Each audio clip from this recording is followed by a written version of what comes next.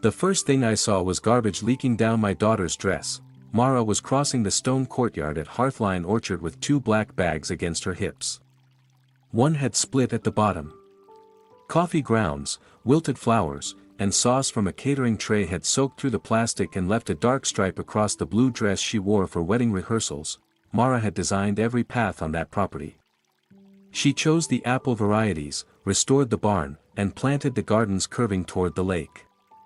I transferred the orchard to her 5 years earlier because I wanted her to own something no employer, husband, or bad season could take away. Now she looked like temporary labor. Mara. She stopped. Surprise crossed her face, followed by fear. Mom. Why are you here?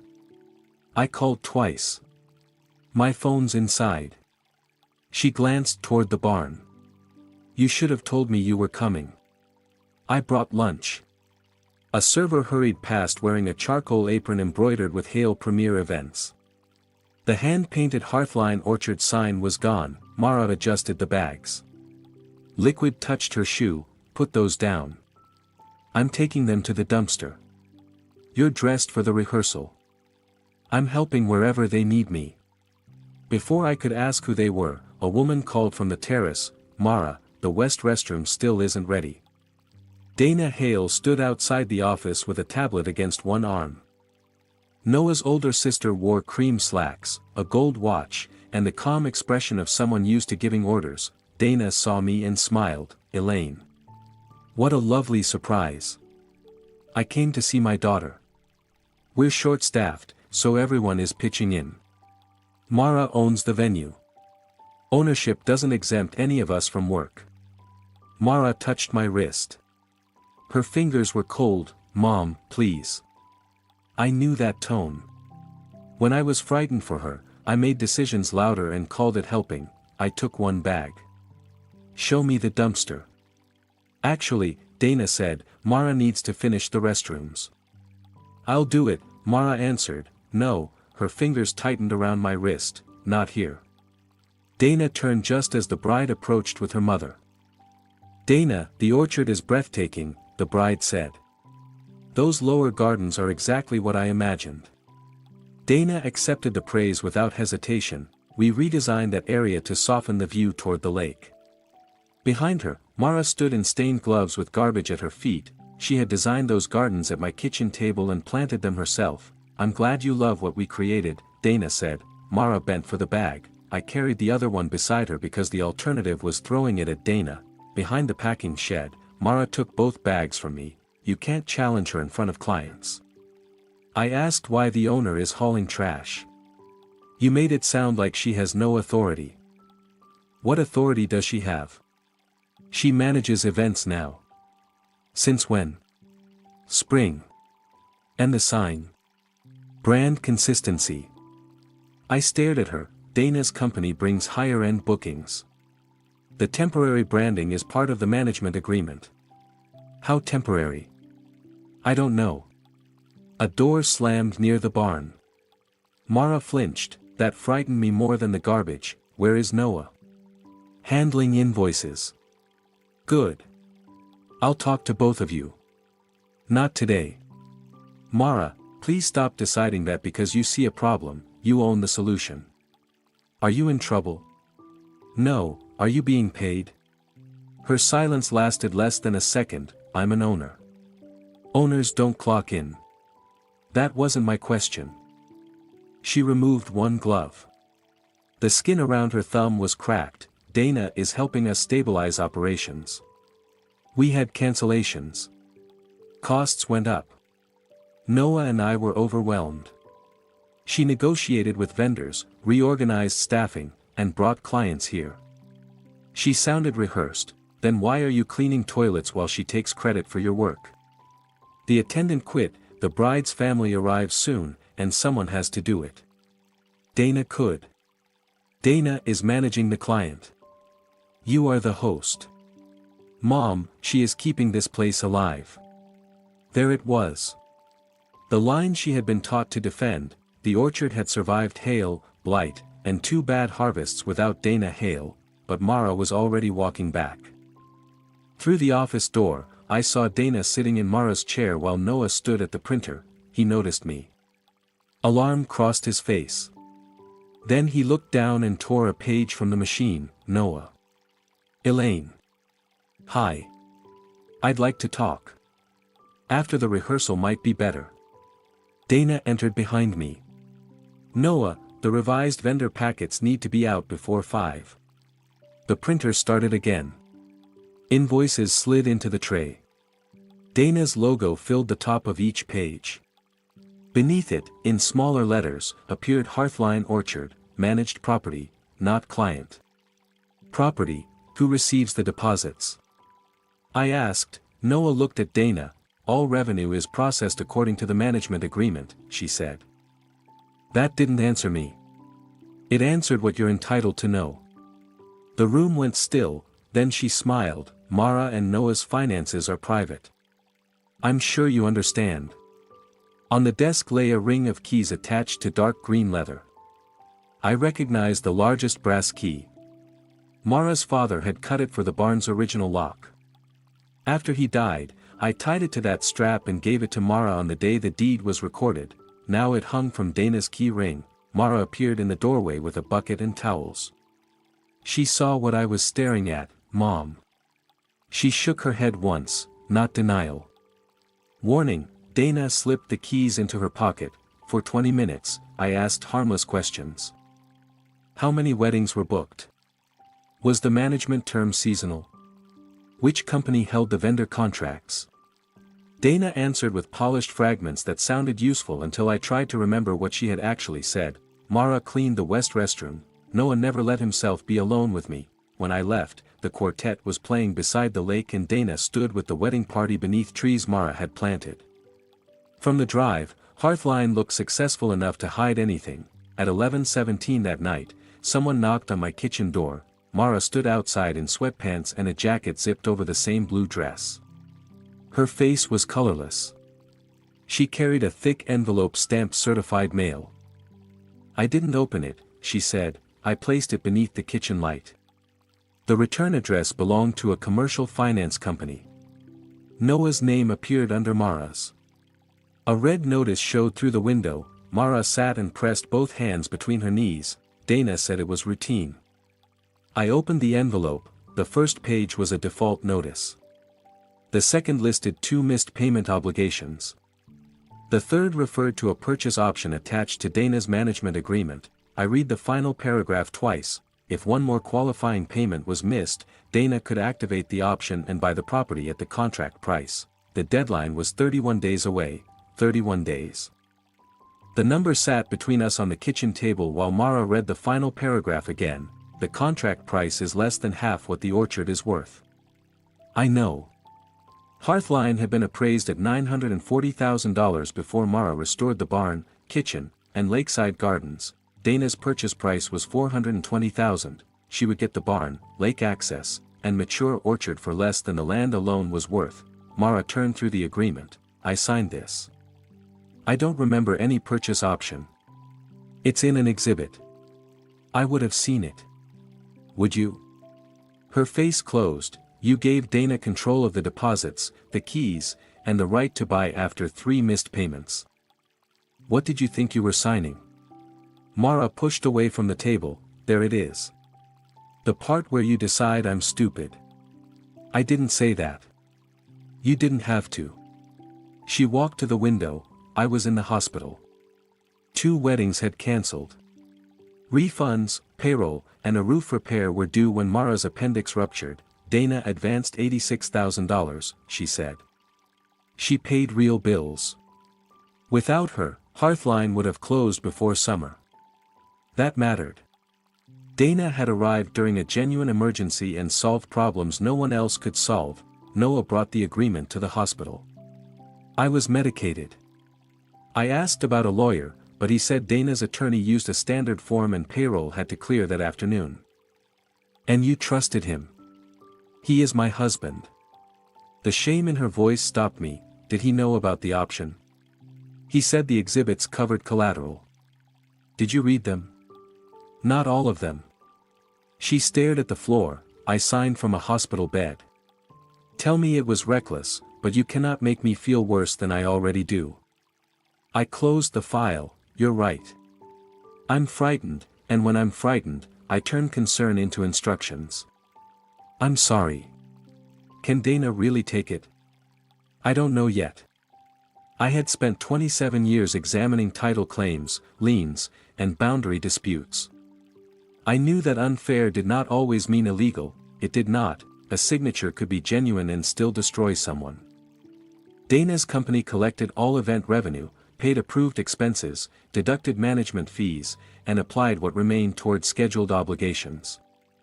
3 late payments within 12 months activated the option, 2 were already recorded, yet Mara's calendar was packed with gold blocks. Weddings filled nearly every Friday and Saturday through October. How can you be this busy and miss payments? Dana says costs are higher than revenue. Do you receive statements? Noah does. He gives me summaries. The payments had eventually been made, one 9 days late and the other 11. Under the contract, late was enough. Someone had paid them just slowly enough to count. I asked Mara to forward only records she was authorized to access. No passwords. No private email. No shortcuts. By 1 in the morning, my printer held nearly 200 pages. The records explained little. Deposits appeared as monthly totals, costs hid inside broad categories, and fees changed without explanation. Each summary ended, operational allocations may be adjusted at management's discretion to preserve enterprise stability. It also let Dana move money without showing Mara where it went. Mara fell asleep on my couch. I covered her with an old quilt and returned to the kitchen. I placed tracing paper over the legal descriptions in the original deed and Dana's purchase option. Most boundaries matched. Dana's exhibit isolated the restored barn, shoreline access, and 31 acres of mature orchard. Mara's farmhouse and equipment yard were excluded. Dana did not want the struggling pieces. She wanted everything customers photographed. The next morning, I paid to search Hale Premier events at the Bellwether County Records Office. The first creditor claim involved unpaid lighting equipment. The second came from a tent supplier. Then I found a judgment for $178,000 after Dana's company breached a hotel event contract. 2 secured creditors had also claimed her receivables. Her financial trouble began months before she offered Mara the advance. Hearthline had not simply been a family rescue. It was a valuable asset within reach of a company running out of its own, but debt was not proof of fraud. Dana could argue that she invested honestly and demanded strong protection because Mara's venue was unstable. A judge might hate the terms and still enforce them. Old parcel maps showed the county valued the lakeside tract alone hundreds of thousands above Dana's option price. I took everything to Tessa Grady, a commercial litigation attorney who became quieter whenever others became emotional. She read for nearly an hour. This agreement is aggressive. Can we stop the option? Not because it's aggressive. What about the hospital? Mara's condition may matter. But her signature was authenticated. The contract says she understood the terms and had time to seek counsel. I didn't understand them, Mara said. I believe you. Their lawyer will say misunderstanding is not misrepresentation. Tessa tapped the payment section. We need evidence that Dana manipulated revenue, lied about a material fact, or deliberately interfered with the venue's ability to pay. She controls the money, I said, because the contract gives her control. She is nearly bankrupt. That establishes motive, not misconduct. I hated the distinction because it was correct. Tessa warned me not to enter Dana's office without permission, impersonate anyone, manufacture complaints, access private accounts, or ask an employee to steal records. I was a title examiner, not a burglar. You were a determined title examiner. That is why I'm being specific. She agreed to request a full accounting. Mara was to preserve every message, invoice, and report she had a legal right to receive. When we returned home, an email waited on Mara's phone. The subject read performance deficiency notice. Dana blamed Mara for staffing problems and resistance to professional management. Mara now had to work every event from setup through cleanup without pay because her labor counted as an ownership contribution. The notice warned that non-compliance could threaten the venue's recovery. An hour later, Noah arrived alone and asked me to step onto the porch. Dana knows you pulled the filings. They're public. She thinks you're trying to make Mara break the agreement. I'm trying to understand why a full calendar produces no money. Dana saved the orchard. And now she can buy it for less than half its value. Only if there's another default. There have already been two. Then stop creating conflict. Dana said if Mara cooperates through the season, she'll restructure the debt and cancel the option. Put that promise in writing. He looked away. She gave me her word. No. She gave you something to repeat. His expression changed. Not anger. Fear. If Dana walks away, vendors can demand payment. The orchard could collapse before your lawyer reaches court.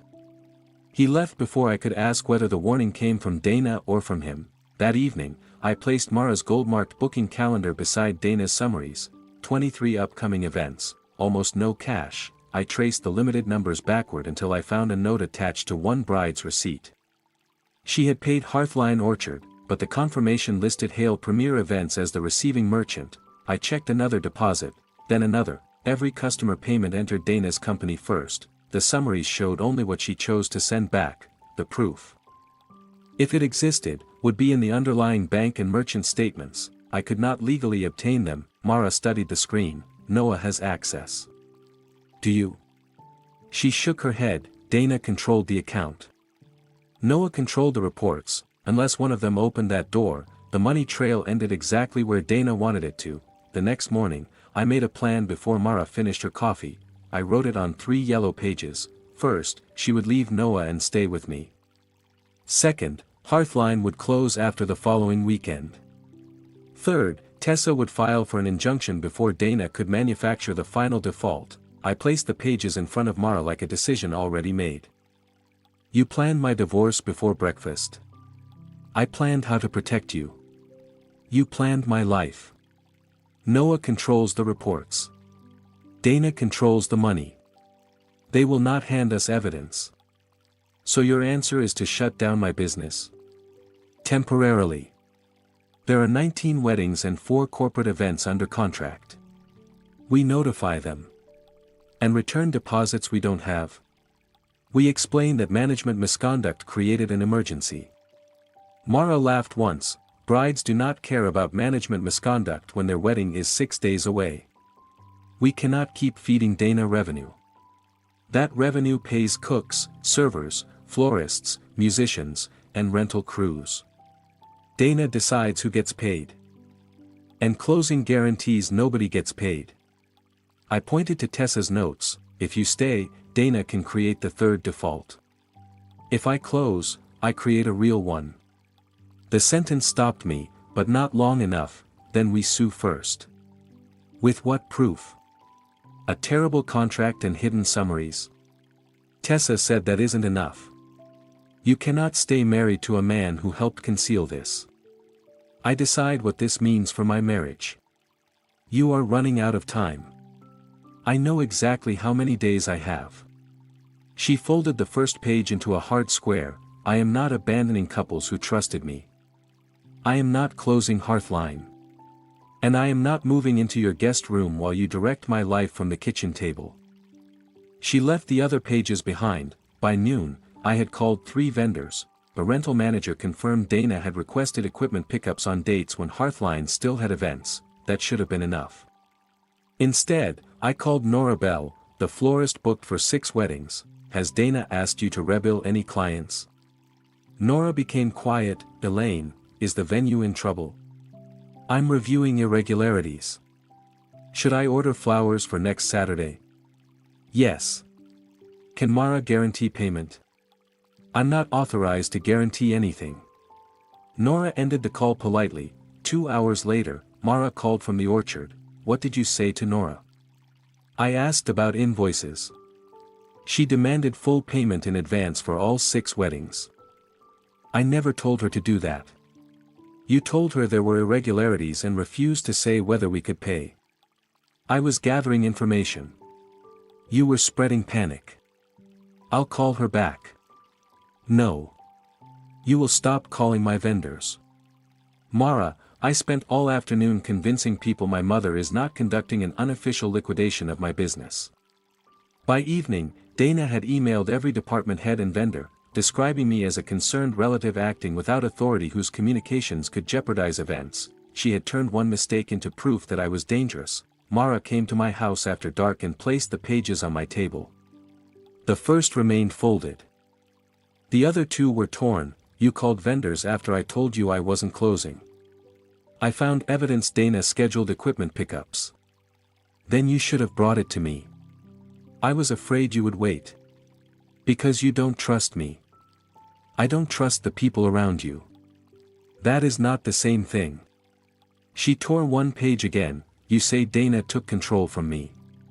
Then every time I hesitate, you try to take it yourself. I remembered completing Mara's college applications before she chose a school. I remembered arguing her out of her first apartment. After her father died, I answered questions directed at her because silence frightened me. I had called it helping. Mara had experienced it as erasure. I am not Dana. No. Dana controls people because she wants power. You control people because you're terrified something will happen if you don't. That does not make us the same. It does not make it harmless. She walked out. The following afternoon, Tessa met us. Mara chose the chair farthest from mine. We are changing approach, Tessa said. Elaine, you will not contact vendors, staff, lenders, customers, or Dana. I understand. Mara, you remain an authorized officer. You may preserve emails sent to you, download statements you already have permission to view, photograph business property, save booking reports available through your login, and document instructions affecting payments. And Noah's reports? Mara asked, if he sends them, preserve them. Do not use his password or a device you are not authorized to access. Tessa looked at me, no shortcuts. She gave Mara the filings, parcel maps, payment timeline, and receipts I had assembled. I said, these are yours. You decide what to do. Mara put the folder in her bag. It was not forgiveness, but it was the first decision I had allowed her to make without pushing. 3 days passed. Dana denied Tessa's request for a full accounting, claiming the merchant statements belonged to Hale Premier Events. Then Lucas Reed called me. Mrs. Mercer, did Mara sell the patio heaters? No, 2 men loaded 8 of them after midnight Tuesday. They came back last night for banquet chairs and 2 speaker cabinets. Did you tell Mara? She said Dana claimed they needed repairs.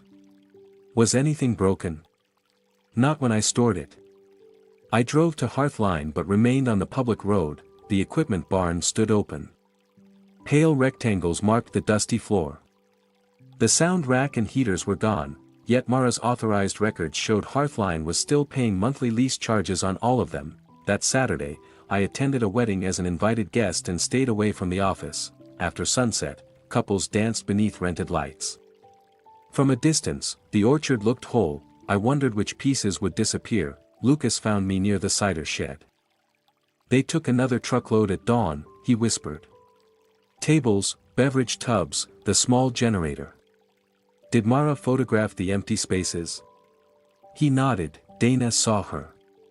Across the lawn, Dana stood beside Noah, watching us. The next morning, Dana sent Mara a written explanation.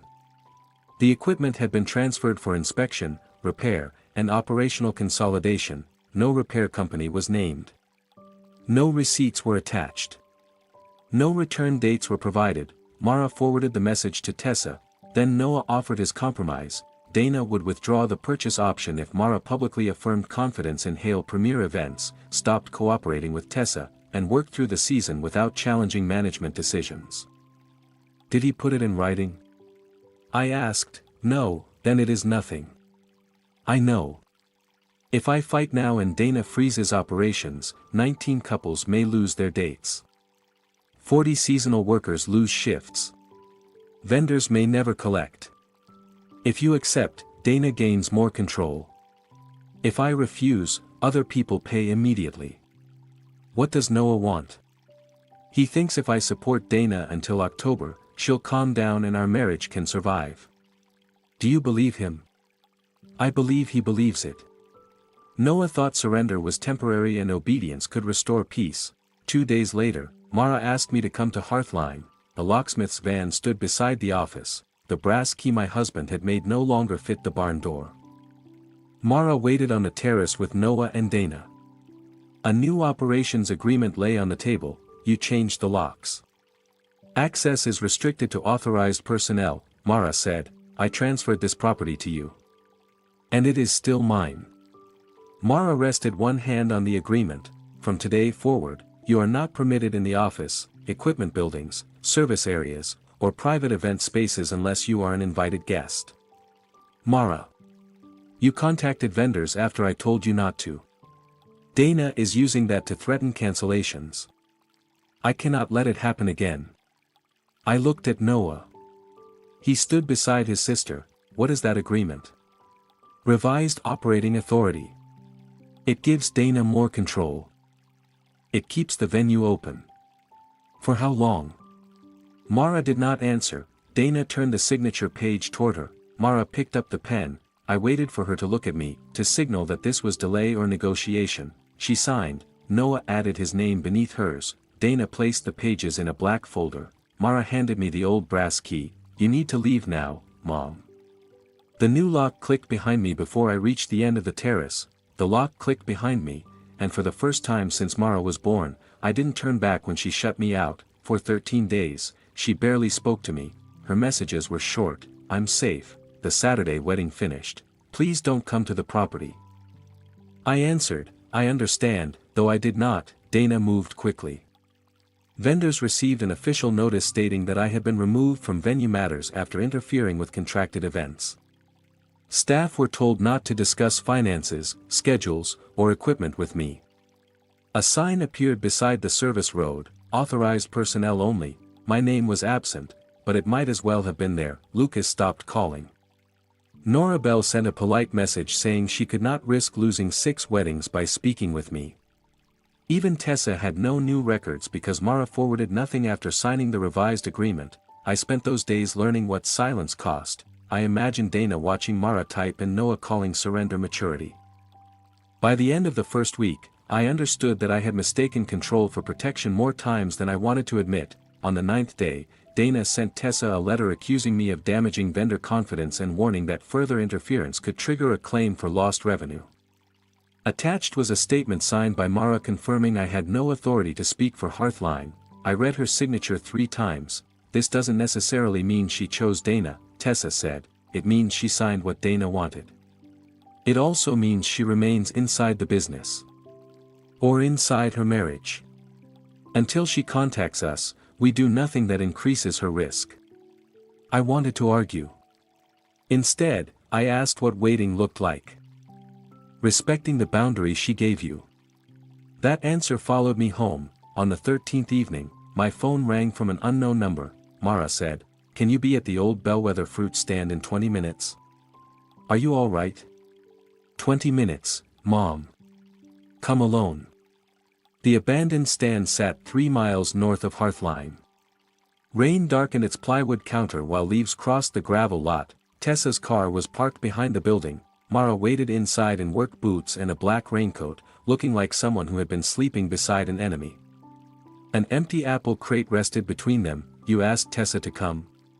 Mara nodded. Dana checks the mileage on the venue vehicles. I borrowed Lucas's truck and left my phone in the office. I almost warned her how dangerous that was. I kept quiet. She noticed. Good, she said. Keep doing that. Mara lifted the crate, removed a loose bottom slat, and slid out a flash drive. The revised agreement gave Dana broader authority, but it extended my administrative access for 30 days.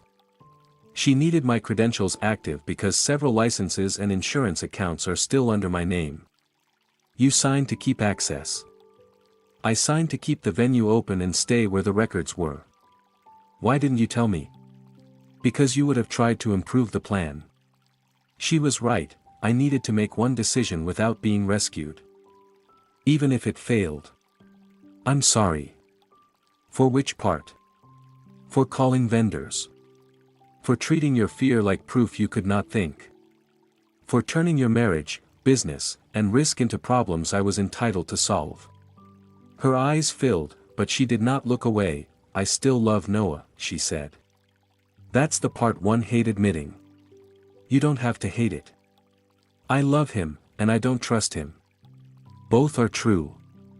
I waited. Tell me you understand the rules now. You control the next step.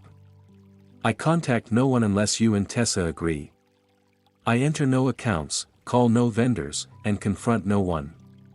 I bring information to you, and you decide. Mara looked at Tessa. That's what I needed. Tessa inserted the drive into her laptop. Mara had preserved booking reports, payment summaries, internal messages, and deposit ledgers available through her authorized account. I downloaded only what my login allowed, she said. Noah saw me exporting reports twice. I told him the insurance broker requested backups. Did he believe you? Tessa asked. He wanted to. The deposit ledger opened as a color-coded spreadsheet, blue marked money received. Green marked venue expenses. Yellow marked management transfers. Red marked adjustments, Dana split deposits, delayed vendor payments, and grouped charges under broad descriptions. Then Mara filtered the entries by customer. 6 upcoming weddings appeared. Each couple had paid between $12,000 and $28,000 toward food, rentals, and venue services. Within 48 hours, large portions moved out of the Hearthline operating pool. The destination field read operational stabilization. What does that mean? I asked. Mara opened a second file. It means Dana used Hearthline deposits to pay debts from Hale Premier Events. The records matched an equipment lender, a hotel judgment, overdue tent invoices, and a credit line unrelated to Hearthline. The 6 weddings had supplied more than $93,000, only $31,000 remained allocated to their events. Tessa studied the dates. Can we authenticate the source? The ledger was generated through the platform under my authorized login. The transaction references match Dana's summaries.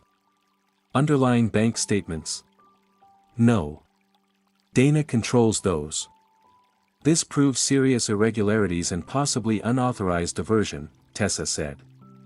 It does not yet prove Dana intended to create the default. She took wedding money to pay her debts, I said. Her lawyer will point to the management agreement. Operational stabilization is broad. Dana will claim temporary intercompany advances protected the venue supply chain. Even when the debts had nothing to do with Hearthline. That helps. It does not finish the argument. Mara sat on the counter. What would finish it? Evidence she moved money to prevent Hearthline from paying, or records showing she planned to activate the purchase option. Rain struck the metal roof. The next payment is due in 18 days, Mara said. Then we use this to buy time, Tessa answered. The following morning, Tessa sent the lender the ledgers, transaction references, contract, and Mara's sworn statement, requesting a temporary standstill during its review. The lender's attorney responded that afternoon. They would investigate. They would not forgive the debt or waive the deadline. But for 10 business days, they agreed not to activate remedies before reviewing additional authenticated records. It was not safety. It was room to breathe. Tessa also called Evelyn Shaw, an independent escrow officer she trusted in distressed commercial transactions. Evelyn agreed to meet us only after making her position clear. I do not work for your family, she said. I do not work against Dana Hale. I follow written instructions, document every transfer, and release funds only when contractual conditions are met. That is why we need you, Mara said. A regional software company was considering Hearthline for a real 3-day autumn retreat worth nearly $70,000. The company's finance director had hesitated after Dana demanded that the entire deposit flow through Hale Premier Events. Evelyn proposed an ordinary escrow arrangement. The client's funds would remain in a neutral account. Payments would be released for verified venue expenses, approved vendors, and completed milestones. No family member could move the money alone. If Dana refuses, I said, we learn something. You learn only that she refused, Evelyn replied. Do not confuse suspicion with proof. Mara almost smiled. For the first time, the plan did not depend on humiliating Dana or forcing a confession. It depended on giving her a legitimate transaction she could accept only by allowing others to see where the money went. The corporate retreat team toured Hearthline 2 days later. I didn't attend. Mara sent one message afterward: they loved the orchard. Dana hates the escrow requirement. Tessa replied that dislike was not refusal. We waited. That night, Mara accessed the booking system after Dana left for a vendor dinner. She searched for the 6 diverted deposits, hoping to find supporting notes. A hidden planning folder appeared under Dana's administrative dashboard. Mara's revised access allowed her to view its index but not every document. Most file names were ordinary: staffing projections, vendor reductions, asset transfers. Then one title stopped her: Acquisition Week. She opened the forecast. The dates matched Hearthline's largest wedding weekend of the season. A payment timeline ran down the left side. Projected cash removals ran across the top. At the bottom, beside the third scheduled default, Dana had entered one final instruction: exercise property option Monday morning. Exercise property option Monday morning. Mara sent the forecast to Tessa before Dana could revoke her access. By sunrise, the hidden folder was gone. Dana called it a corrupted draft. The regional software company returned its contract that afternoon. The 3-day retreat was worth $68,000, beginning with a $42,000 deposit. Their finance director would proceed only if Evelyn Shaw controlled the money through independent escrow. Dana refused before finishing the first page: no outside officer is deciding when my vendors get paid. Evelyn remained calm. The client is deciding how its money will be handled. Hale Premier Events manages this property. Mara owns the property. Your company is the manager, not the beneficiary. Dana turned to Mara. Tell them this is unnecessary. Mara kept both hands flat on the table. The last 6 deposits were not available when their events needed them. This one stays protected. Without the retreat, Hearthline might miss the final loan payment. Accepting escrow limited Dana's control. Rejecting it could create the default she claimed she wanted to prevent. She asked for 48 hours. Tessa gave her 24 because the client had another venue waiting. Dana signed the next morning.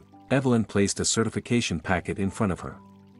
Dana had to identify every account receiving Hearthline revenue, every lien, revenue assignment, unpaid vendor balance above $5,000, and creditor claim that could interfere with performance. This is excessive, Dana said. It is routine when funds are restricted for a specific event. Then I decline. Evelyn closed the packet. The client will book elsewhere.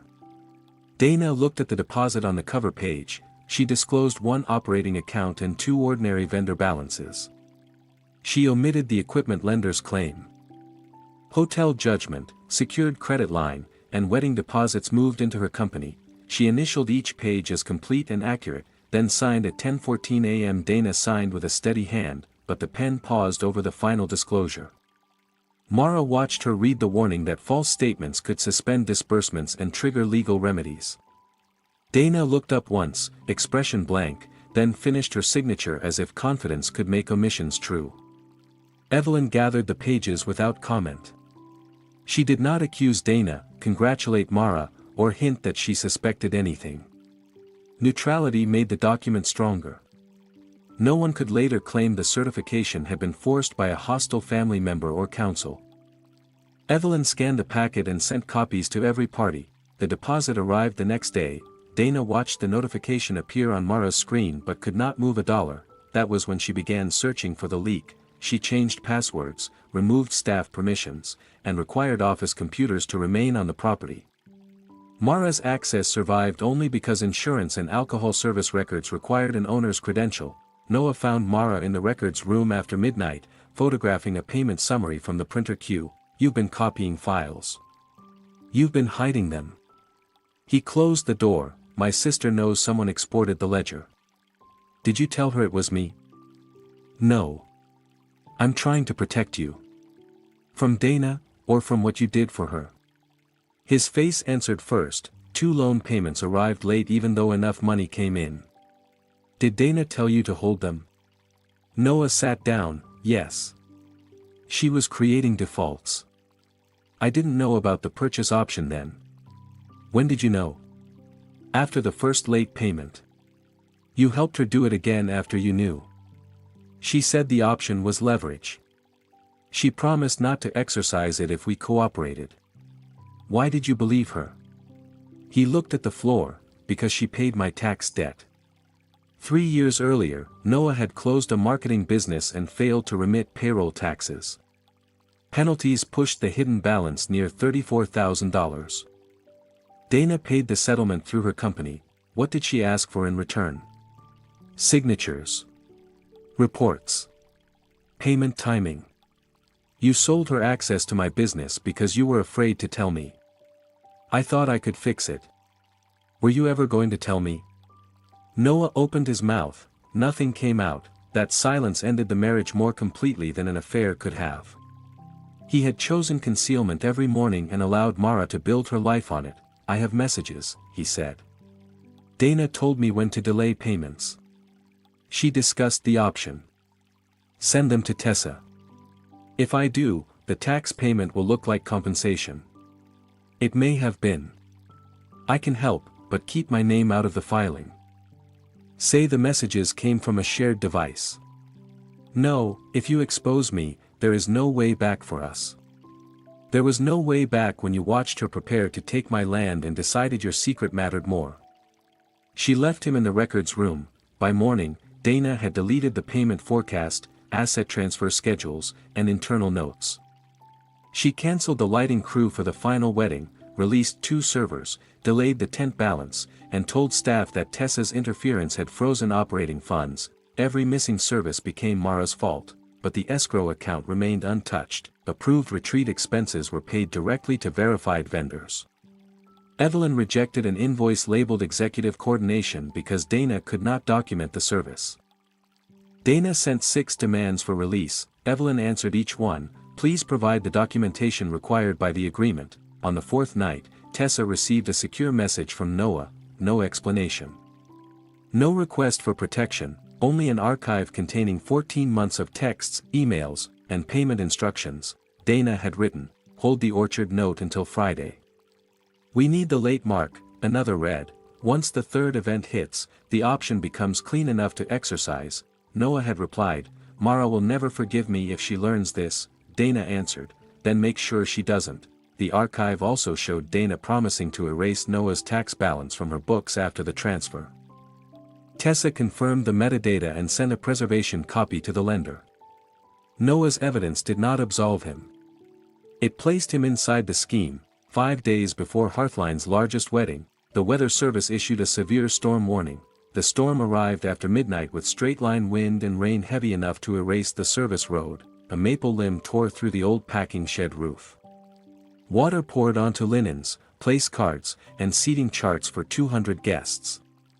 A drainage trench overflowed near the ceremony lawn. Mara reached the shed first. She carried the seating charts beneath her coat while rain ran through her hair. Lucas found her dragging linen bins from the leak. By 2, he had called 6 workers and 2 neighboring growers. They brought tarps, pumps, chainsaws, and a generator. I waited until Mara called. Come, she said. Bring every work light you have. That word meant she trusted me to follow. Under generator lights, we cleared branches and moved tables into the barn. Lucas climbed onto the shed with a safety line. Mara marked damaged areas and reassigned ceremony spaces without canceling the wedding. Dana arrived near 3 in a black SUV. She stayed behind the windshield, dry and motionless, while everyone else worked. When she lowered her window, she photographed the damage. This venue cannot safely host 200 people. Mara kept tying down a tarp. The barn passed inspection. The ceremony can move indoors. The packing shed roof is open. It is not an occupied event space. The client must be notified. They will receive a factual update at 7. I'm documenting management failure. Lucas looked down from the roof. Funny place to document it from. Dana closed the window. Her SUV stayed warm and lit while we worked until dawn. By noon, the road was clear. The generator powered the coolers. The barn, restrooms, and exits were dry. The couple chose to continue. The storm caused real damage, but not failure. Dana needed it to become failure. She sent the lender photographs of the fallen limb and flooded lawn, claiming Hearthline could not meet its obligations. Tessa answered with repair invoices, safety reports, and the couple's written confirmation. At 4, the lender asked Dana to explain Noah's archive and the creditor claims omitted from her certification. Dana did not answer. Instead, she entered the operating account. The final loan payment was scheduled for automatic release at midnight. The balance was sufficient. At 6:38 p.m., Dana transferred the payment amount into a Hale Premier Events reserve account and labeled it Emergency Storm Remediation. At 8:02, the lender's debit failed. At 8:11, Mara received Dana's formal notice. 3 qualifying defaults had occurred. The purchase option was now active. Mara read Dana's notice once, then set the phone face down on a crate of linens. "We are not canceling the wedding." Tessa's voice came through the speaker. "I'm preparing the emergency filing, but I cannot promise when a judge will review it. The ceremony begins at 4. I know. If Dana takes possession before then, do not physically block her. Preserve every document, message, and witness." Mara looked toward the barn, where workers were replacing storm-damaged lights. "Then we keep working." By 9 that morning, Hearthline held 2 emergencies. One involved 200 guests and a wedding that had to appear effortless. The other involved Dana trying to take the property before anyone could prove she manufactured the default. Mara assigned me to guest areas, not the gate. When a black SUV appeared beyond the service road, I started toward it. Mara stepped in front of me. "No, she is coming to throw you off your own land. And the bride is 10 minutes away. She brought people. Lucas handles the gate until Tessa calls." Dana had arrived with a locksmith's van and a private security contractor. A man in a navy jacket carried a document case. Every instinct in me wanted to confront them. Mara held my gaze. "This wedding stays about the couple. Not Dana. Not me. Not you." I stopped. "Tell me where you need me." "Check the indoor aisle. Make sure the bride never sees the service gate." At the gate, Lucas stood behind 2 folding barricades. He asked Dana's group to remain outside the event perimeter until the documents were verified. Dana raised the option notice. The property transferred upon the 3rd default. Lucas glanced at it. "Ma'am, I trim trees. I don't interpret contracts." "Then move. My job today is keeping unregistered vehicles away from guests."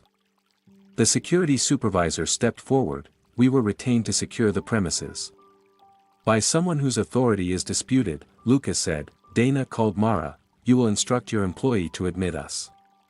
The wedding site is closed to non-essential personnel until the ceremony ends. I own this property now. You sent a notice. That is not a court order. The option is automatic." Tessa disagrees. "Then she'll lose. Then wait for a judge." At noon, the florist arrived with half the promised centerpieces. Dana had warned Nora Bell that Hearthline's funds were frozen and she might never be paid. Nora parked on the shoulder. "I have enough flowers for the bridal party," she told Mara. "I cannot unload the rest without payment." Mara handed her Evelyn's confirmation. "Your balance will be released directly from escrow when delivery is verified." Dana said the escrow is tied up in litigation. Dana cannot access it. That is not the same thing. Nora read the document twice. Then opened the truck. By 1, no vendor had left. Dana sent staff members messages warning that anyone working after the option notice might be personally liable for trespass or unpaid wages. 2 servers removed their aprons. Mara gathered the crew beneath the temporary roof tarp. "I cannot guarantee next week," she said. "I can show you today's payroll is funded through escrow. Anyone who wants to leave may leave without blame." One server asked, "Are you still the owner?" "I am the deeded owner." Dana claims a contract changed that this morning. A judge has not agreed. The 2 servers put their aprons back on. At 2:30, the bride arrived beneath a clear umbrella. Storm-bent apple branches formed a crooked aisle toward the barn. Mara had wrapped damaged trunks with white fabric and lantern wire so the scars looked intentional. The bride stopped. it's more beautiful than before. Mara smiled as if she had slept. Behind the service gate, Dana's locksmith tested tools against a metal case. Tessa called at 2:47, the clerk accepted the filing. The judge is reviewing it. Does that stop Dana? I asked. Not yet. Dana's lawyer opposed the request, claiming the third default occurred automatically. Tessa's filing included Dana's false escrow certification, concealed liens, diverted deposits, Noah's archive, and the bank record showing Dana removed the loan payment hours before the debit. At 3, Dana's lawyer handed Lucas a demand for immediate access. Lucas photographed every page and sent it to Tessa. I was told not to sign anything. You are obstructing lawful possession, the lawyer said. I am waiting for lawful verification. The security supervisor quietly asked Dana whether she had a court order. I have a contract. That was not my question. He moved his people back toward their vehicle. At 3:15, Noah arrived alone, exhausted and unshaven. Dana met him outside the gate. What are you doing here? I came to tell Mara the truth in person. You already sent those messages. I sent all of them.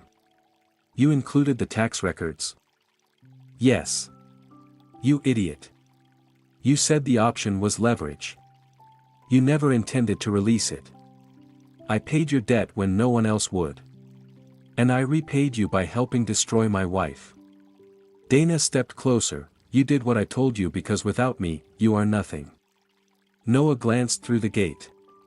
Mara stood near the barn but did not approach. I was your brother when I was useful. You were useful because I made you useful. Noah's eyes reddened. I'm still going to testify. Then you are no longer my brother. She said it without hesitation. The quartet began playing inside the barn. Mara turned away and went to meet the bride. At 4, the ceremony started. Guests rose as the bride walked beneath branches bent by the storm.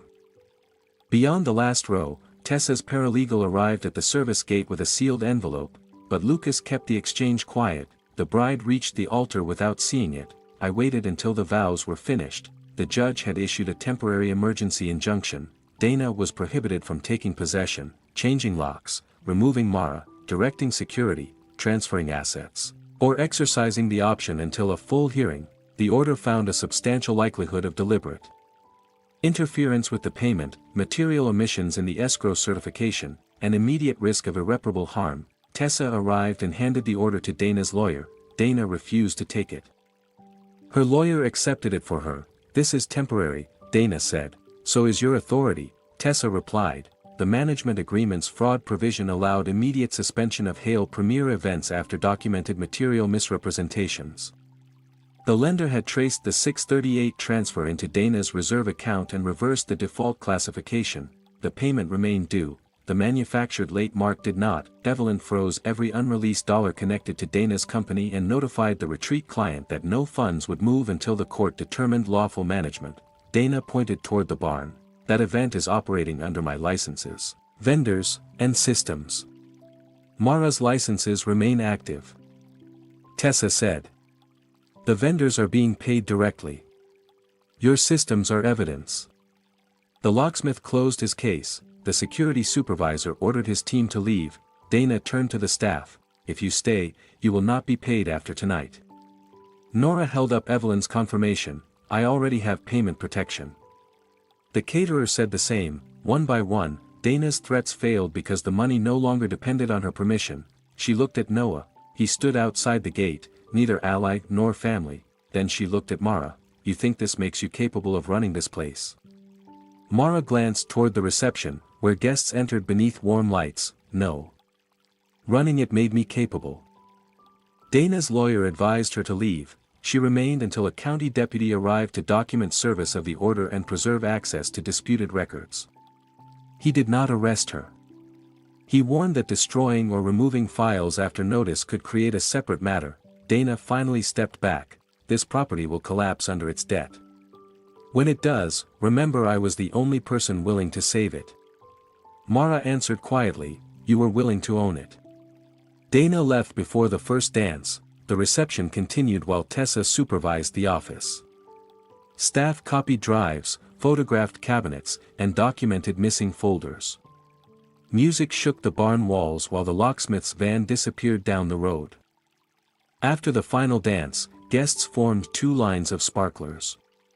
The couple ran between them toward the lake, laughing. When the last car left, Mara carried a ladder to the office. Dana's black and gold sign still hung above the door. Mara climbed, removed 4 screws, and lowered it into my hands. Behind it were faded marks from her original sign.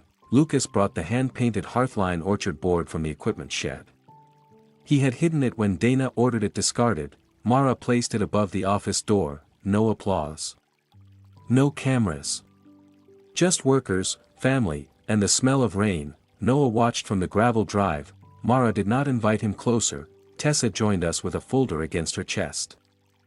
"The injunction preserves the orchard for now," she said. "Dana cannot seize it while the case is pending." Mara looked at the sign. "For now." The diverted deposits, storm repairs, lender balance, vendor obligations, and legal costs still exist. Stopping fraud does not erase real debt. How much? We need a full accounting. But enough that keeping every acre may not be possible. Mara's hand remained on the ladder. That morning, she had nearly lost Hearthline to a manufactured default. By midnight, she had won the right to keep fighting for it. Those were not the same thing. Those were not the same thing. The full accounting took 11 weeks. During that time, Hearthline stayed open only for events already protected by escrow. Mara accepted no new weddings. Every dollar entered through Evelyn's office, every vendor saw the payment schedule, and every transfer required documentation. The forensic accountant filled a conference room with bank statements, merchant reports, lender notices, and invoices from companies that had never worked at the orchard. Dana had moved $217,000 from Hearthline bookings into Hale Premier events over 14 months. Some paid legitimate shared vendors. Most covered unrelated losses, a hotel judgment, old equipment leases, tax penalties, cancelled corporate events, and credit card balances disguised as operating expenses. Dana's company filed for bankruptcy before the civil hearing. Her creditors discovered she had pledged the same receivables to more than one lender and failed to disclose Hearthline's restricted deposits. The court-appointed trustee took control of her accounts, client lists, computers, and contract files. Dana's lawyer argued that the orchard transfers were authorized management advances and that Noah had approved them as Mara's spouse and business officer. Tessa answered with the false escrow certification, hidden acquisition forecast, Noah's message archive, and the 638 transfer that manufactured the final default. The civil judge invalidated the purchase option. He found that Dana deliberately interfered with Hearthline's ability to pay and concealed financial conflicts when she certified the escrow disclosures.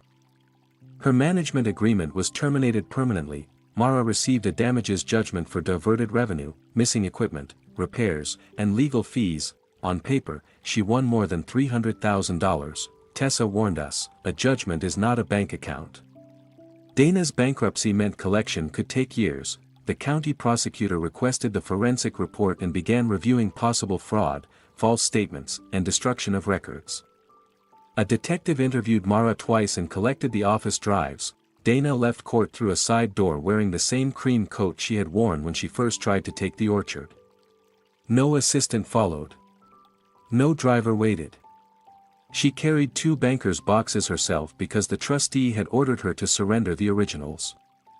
Noah signed the divorce settlement in Tessa's office. He transferred his interest in the leased sound equipment, 2 utility trailers, and the remaining event inventory to Mara. He also signed a repayment agreement for money diverted while he controlled reporting. The monthly amount was modest. It would take years. Mara refused his offer to assign a future inheritance from Dana. "I am not building my recovery around another promise from your family." Noah nodded. He looked thinner than he had at the wedding weekend. Shame softened his voice, but it did not erase what he chose. "I'm sorry." "I believe you are." "Does that mean anything?" "It means I don't need to hate you."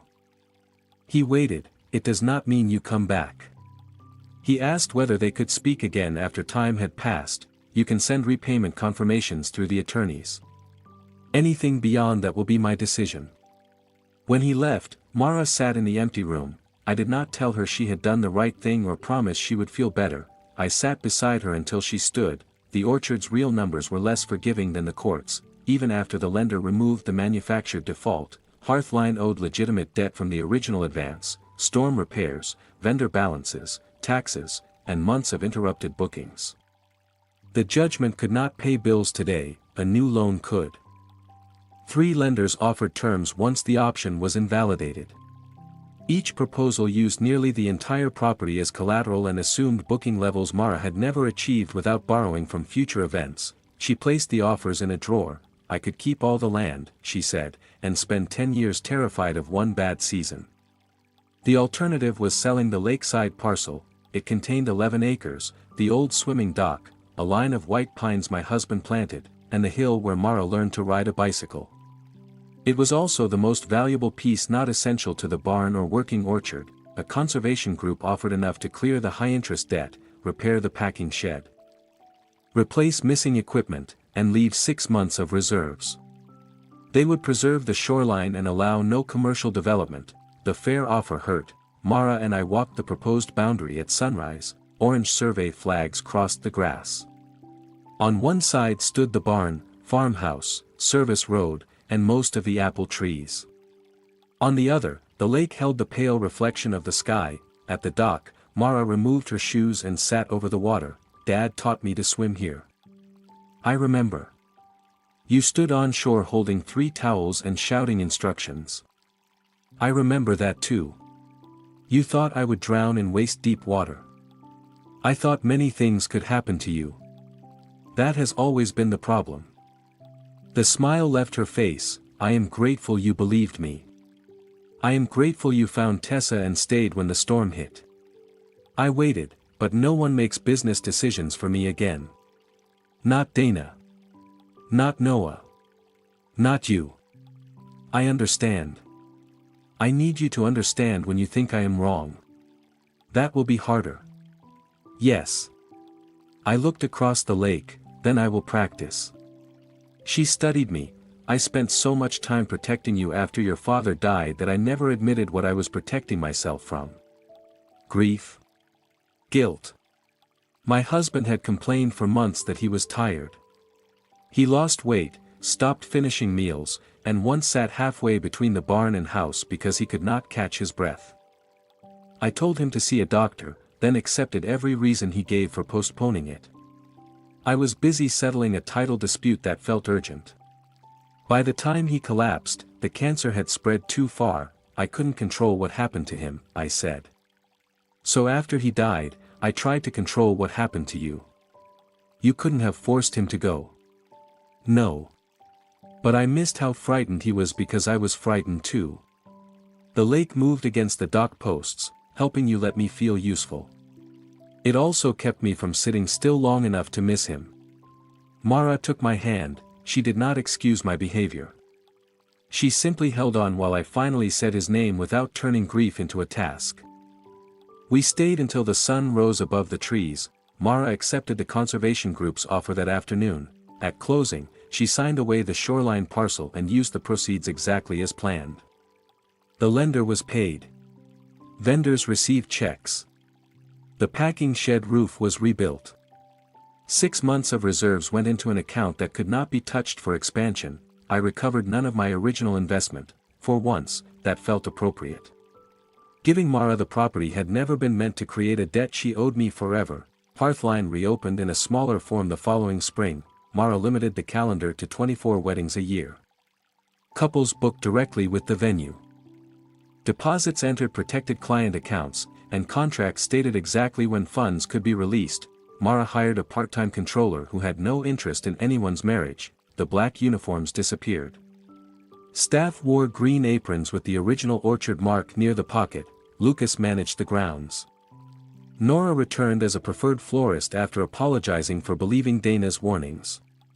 Evelyn remained the escrow officer because neutrality, Mara said, was worth paying for. The first wedding under the new system was small. 80 guests gathered in the restored barn while young apple trees flowered beyond the doors. The lost lakeside view was noticeable, but it did not make the remaining land less beautiful. I arrived as a guest. Mara had assigned me no emergency list, vendor calls, or keys. I brought a wrapped frame containing the old brass barn key Dana once carried. Mara opened it in her office. You kept this? You gave it back when you changed the locks.